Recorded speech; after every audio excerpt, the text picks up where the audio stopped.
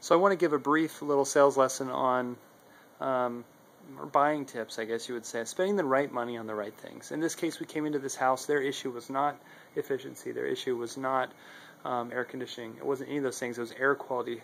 They're starting to develop a rash from allergies on the face and body, things going on in the house that were wrong. We did find that the house breathed mostly from the crawl space, as well as some stuff from upstairs in the attic.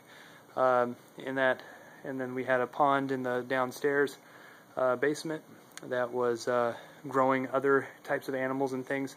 So what we did was we installed a fresh air system with a Honeywell ERV so we could pressurize the house.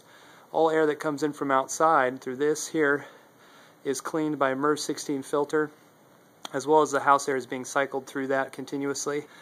This furnace was replaced not because the other one needed to be replaced, but because this blower in this unit, this is one of my favorite furnaces, a Coleman York 80% with X-13 ECM fan motor. This allows me to efficiently run air through the system 24/7.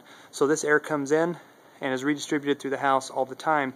At the same time, I'm taking conditioned air from here and I'm preheating this fresh air as it comes through. There's a heat exchanger right here.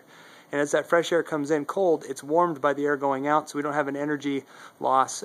So that's why we call it an energy recovery ventilator. It's recovering the energy and the humidity as it passes through.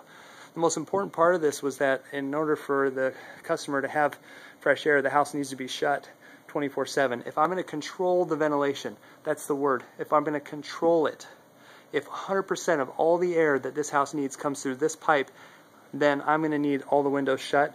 Therefore, the house does get too hot in the summer. We did basic AC. Now look, I don't have a 3-stage modulating variable speed furnace. I've got an 80% X-13 ECM low-end furnace that just has the pieces I want. This airflow AC, which I'll take you out to, and you can also get an idea of how that is nothing special. It's just air conditioning. It's serving a purpose though, an air quality purpose. This isn't necessarily because a customer has to have air conditioning. It's because they need to have it because they want to keep their house as a balloon. I want to be able to keep the window shut, and I want to be able to perform an indoor air quality prescription inside.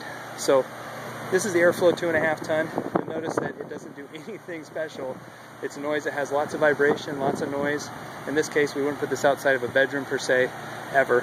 But we're not in that situation, and so we could just use the standard baseline air conditioning. These run great. They don't break. People have been very happy with them when their expectation is correct. Right? This isn't one that we're going to sell and say this thing is super quiet and it's super awesome and never tell anybody that, hey, you might not sleep at night. So serving its purpose, doing a great job, keeping the house cool so that we can treat the air inside and not have anything coming in from outside when someone has their windows open. So that's a real quick walkthrough on buying the right components, not spending all your money on the wrong ones. My name is Wes, obviously, and I work for Barron Heating.